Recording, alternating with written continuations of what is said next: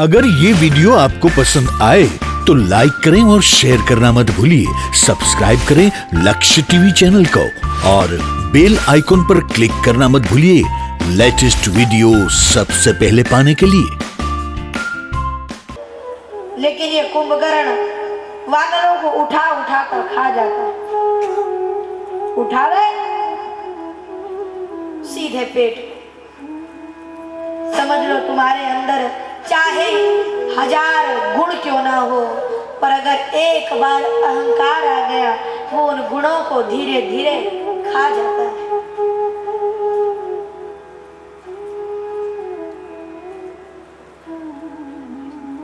वो उन गुणों को धीरे धीरे खत्म कर देता है। इसीलिए व्यक्ति का सबसे बड़ा दुश्मन अहंकार है और व्यक्ति का सबसे अच्छा मित्र विश्वास।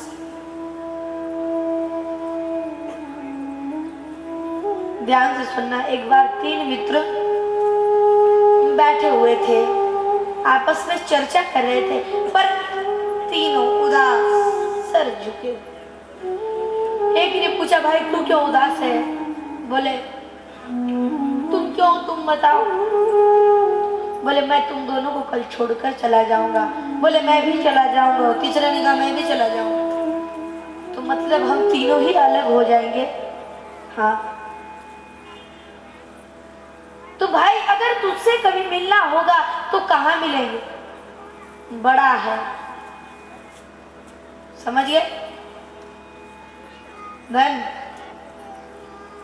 बोले भाई तुझसे मिलने आऊंगा अगर तो तू कहाँ मिलेगा? उसने कहा भैया मैं तो किसी सेठ के पास ही मिलूंगा,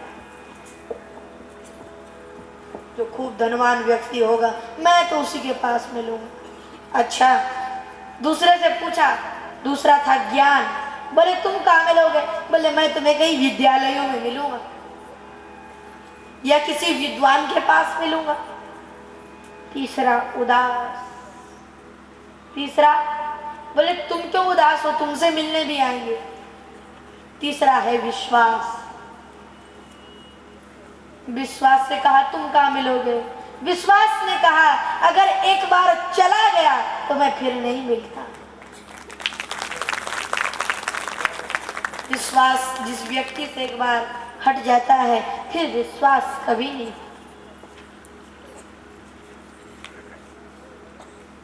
इसलिए विश्वास ही हमारा सबसे बड़ा साथी है और अहंकार ही हमारा सबसे बड़ा शत्रु है। इसीलिए आज गोपियों को भी अहंकार हो गया है और जब अहंकार आता है तो कन्हैया अदृश्य हो जाता है। अब तो गोपियां रोने लगी।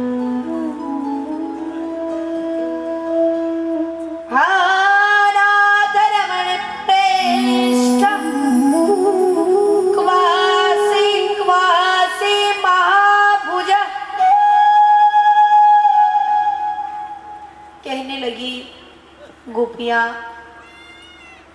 प्रभु हे महाभुज, हे गोविंद, प्रकट हो जा। लेकिन कन्हैया अदृश्य हो गए।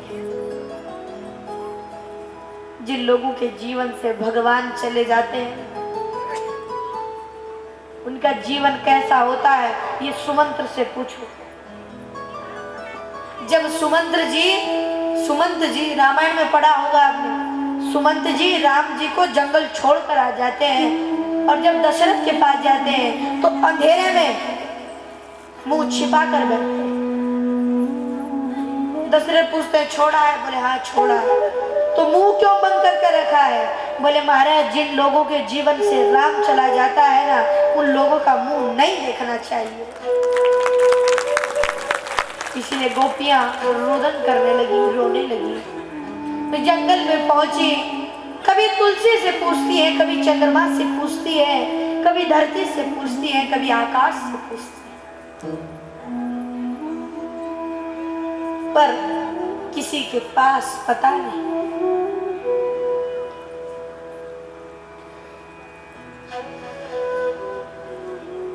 इसलिए आज तभी एक गोपी को भगवान के पैरों के चिन्ह दिखाई दिए, पर चिन्ह दो भगवान के और दो किसी गोपी के।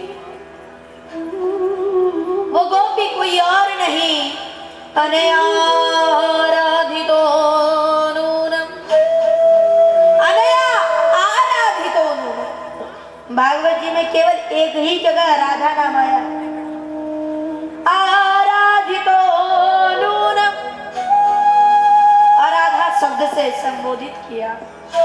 वो कोई और नहीं, राधा जी थी। देखना, पुत्रों पर दया पिता को कम होती है, माताओं को ज्यादा होती है।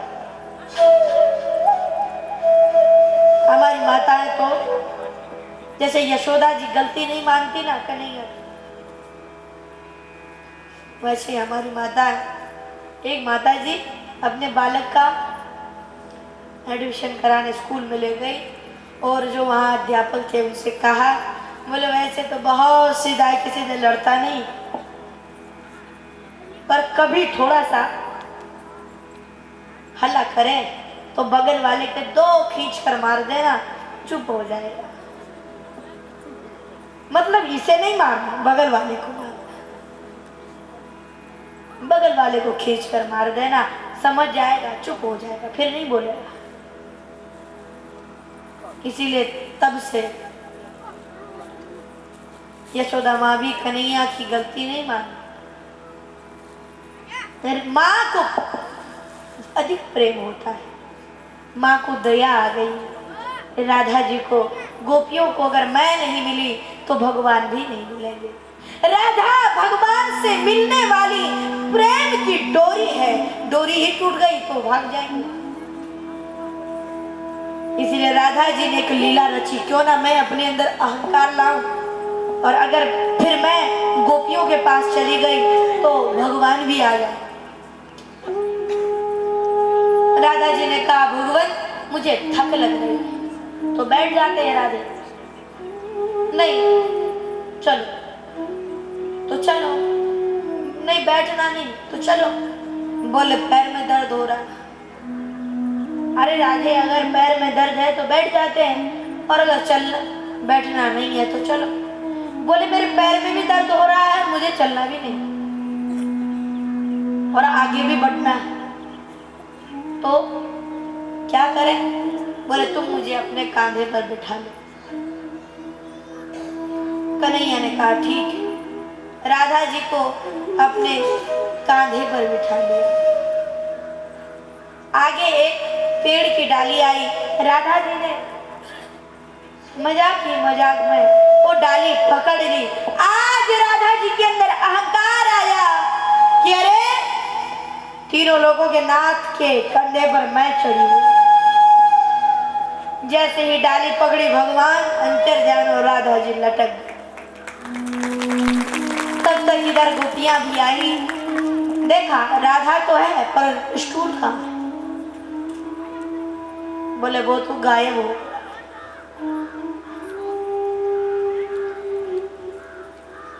अब तो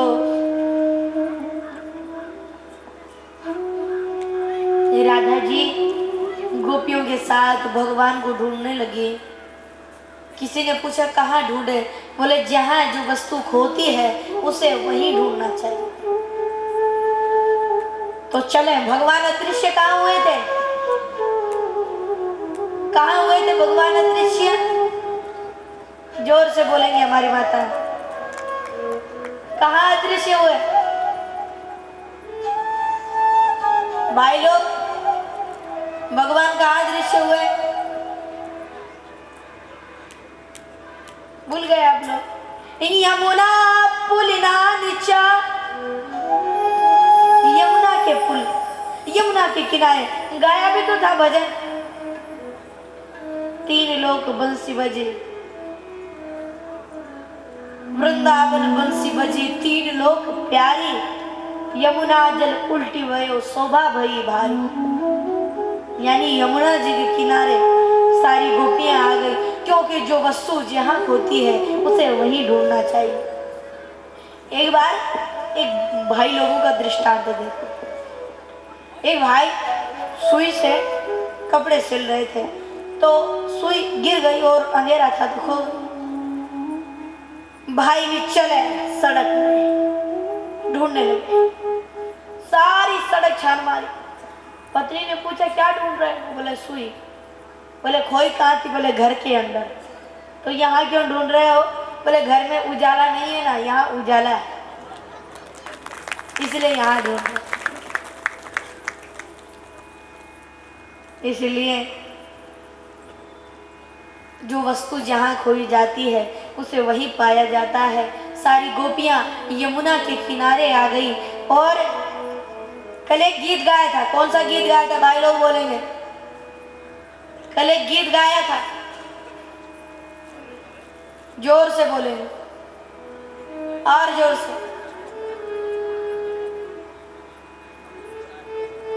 इसीलिए कहते हैं श्रोता बनिए, सोता नहीं। कल कहा भी था, याद रखना। हमारी माताएं बोलेंगी ये बड़ी सोता है। अब देखो जब आपके लिए कहा सोता तो माताएं बड़ी खुश हुई। अब देखते हैं जरा कल कौन सा गीत गाया था माता? जोर से, जोरदार तालियां हमारी माताओं के लिए। कौन सा गीत गाया था? एक बार सुना दो इनको, जोर से बोलना। कौन सा गीत गाया था? बोलो, जोर से बोलना। वेणु गीत गाया था कि नहीं? तो भागवत जी का पहला गीत है वेणु गीत और दूसरा गीत है प्रणय गीत। मैवं विभोरति भवान् गतितुं नृशंसं संतज्य सर्व विषयांकित पादमूलम्। और तीसरा गीत है गोपी गीत। तो गाय गोपियों के साथ भगवान को बुलाएं भाव प्यार से गाते हुए। गोप्यहुचो जयति तेरिका जयमना व्रजा श्रयतै गिरा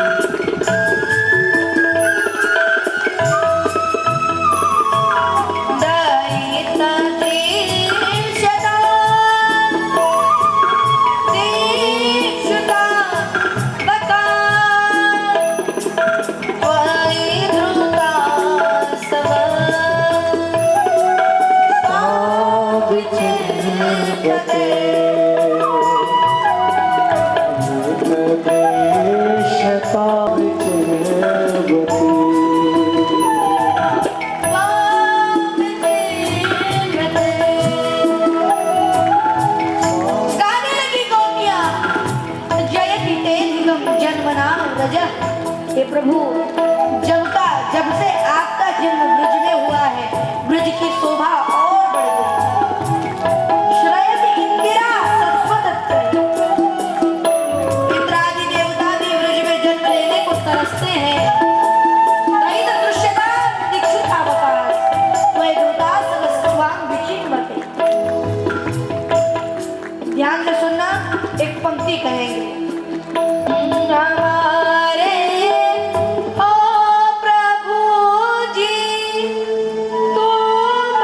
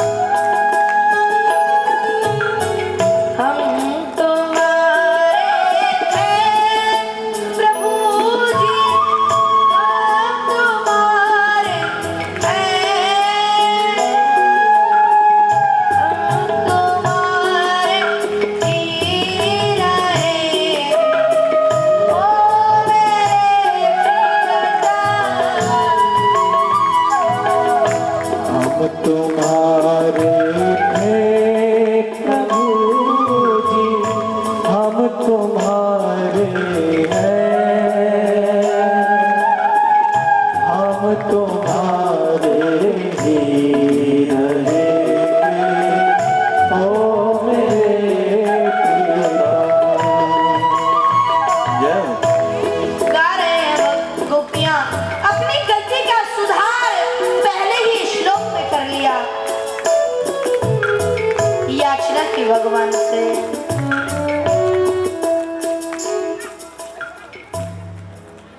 गाने लगी गोपियां, सरदूता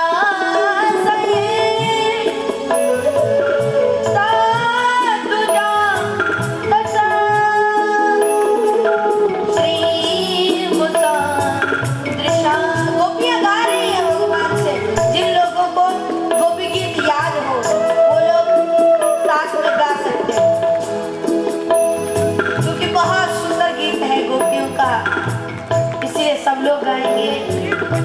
गाने लगी गोपियां, भगवान को मनाने लगी। जला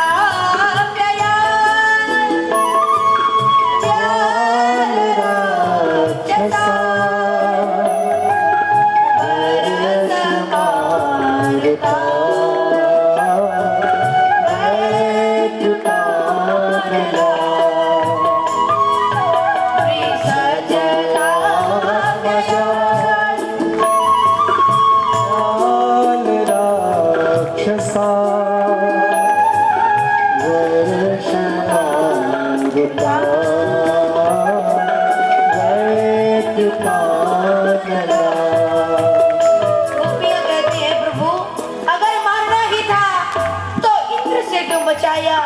हे प्रभु, अगर मारना ही था तो कालिया नाग से क्यों बचाया? अगर अपनी विरह की वेदना में ऐसे ही मारना था तो प्रभु बचाया ही क्यों? गोपियां अब भगवान को साफ कहने लगी, बोले हे प्रभु, तुमसे अच्छी तो तुम्हारी कथा है। भगवान बोले अच्छा, हमसे भी अच्छी हमारी कथा? बोले हाँ। गोपियां कहते हैं गोपी गीत में, तव कथा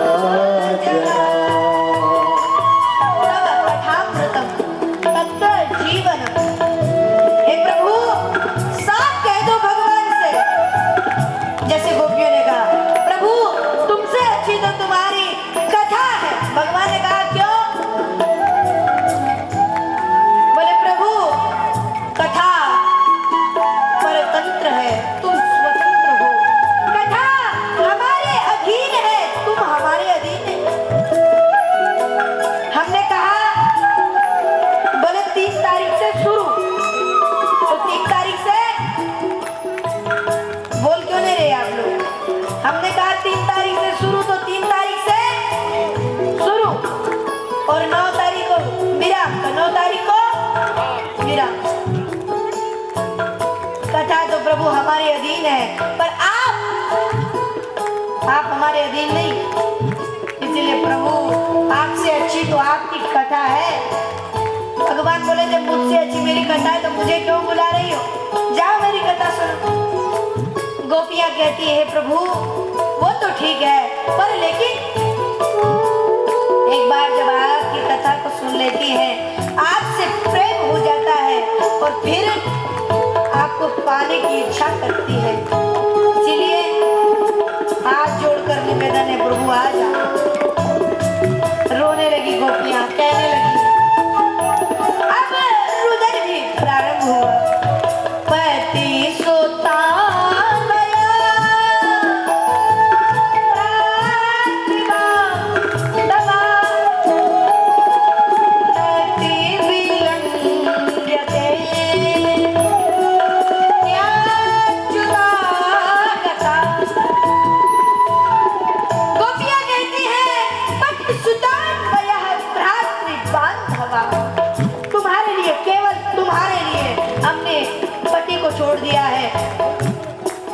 घर वालों को छोड़ दिया है, पुत्रों को छोड़ दिया है, माता पिता को छोड़ दिया है, सास ससुर को छोड़ दिया है, और तुम कपटी हो, तुम हमें छोड़कर चले गए। क्योंकि जब कोई प्यार से न माने ना तो उसे 2-3 भजन सुनाने पड़ते। जैसे नरसी जी है ना, पहले जो लगे रहे, हे नंदन नंदन आ जाओ बचा लो मुझे। राजा ने ध्यान से सुना नरसी जी की कथा। नरसी जी को जेल में बंद कर दिया। बोले अगर तुम भगवान के सच्चे भक्त हो तो भगवान आएंगे, तुम्हारे गले में माला पहनाकर चले जाएंगे, और अगर सुबह के लिए माला नहीं मिली तो फिर सूली, तुमको फांसी पे लटका दे। बेचारे नरसी जी परेशान। भगवान ने नरसी जी को अपना प्राइवेट नंबर दिया, राग केदार। कहा था राग केदार गाना मैं आ जाऊंगा, पर क्या करें, आज राग केदार भी तो गिरवी रखा है। एक दुकानदार ने कहा, उसके पास गए, बोले सामान देना। उसने कहा देखो भाई वो तो ठीक है पर मेरे पास पैसे नहीं है, तो बोले आपको राग केदार सुना दूंगा, उसके बदले में थोड़ा राशन दे दो। बोले ठीक है, पर पक्का सुनाओगे, तब तक कहीं गाना मत इस रात को। बोले ठीक। अब वो तो गिरवी रख दिया है, अब अगर यहाँ जेल में गावे तो नियम का उल्लंघन। इतने भक्त होते थे, इतने सच्चे होते थे लोग। अपना एक नियम बचाने के लिए नरसिंह जी ने कहा कोई बात नहीं, फांसी पे भी झूलना पड़े। नहीं गाया राग केदार, हमेशा गाते दर्शन दो घनश्याम, नाच मोरी अखियां प्यासी रे, राग केदार। पर लेकिन गाए भी तो कैसे। बोले राजा ने कहा था 5 बजे फांसी होगी अगर माला नहीं। सुबह के 3 बज गए। नरसिंह जी गाते गाते गोविंद गोपाल हरे मुरारे, आ जाओ प्रभु बचा लो भक्त की जान। भगवान नहीं आए। नरसिंह जी ने कहा अब तो मरना तो है ही, इसलिए कहने लगे, गालियां देने लगे भगवान। तू जैसे ग्वाले के चक्कर में पड़ा मैं, कपटी काले, तेरी शकल भी काली है, तेरा मन भी काला। खूब गालियां सुनाई भगवान को। तेरा नियम इतना खराब है, इतना खराब है। बोले निस दिन बरसत नैन हमारे, सदा रहत पावस ऋतु हम पर, जब से श्याम से लाल।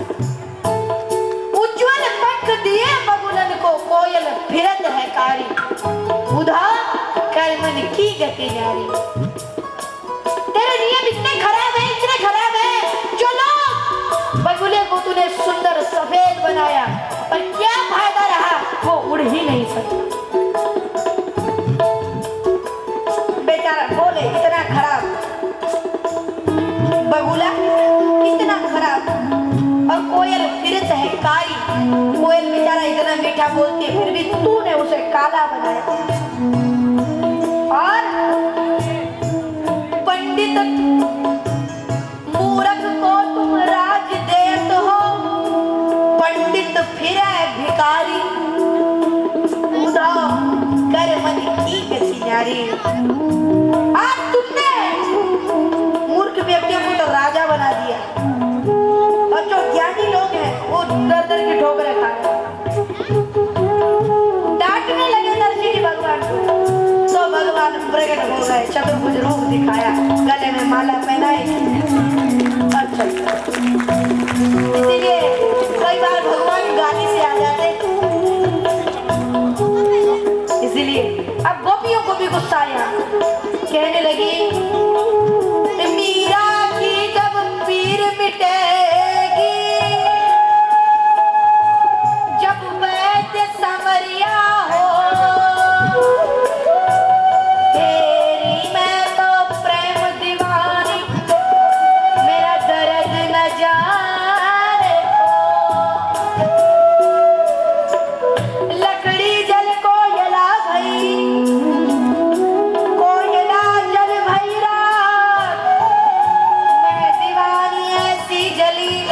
अगर ये वीडियो आपको पसंद आया हो तो लाइक करें और शेयर करना मत भूलिए।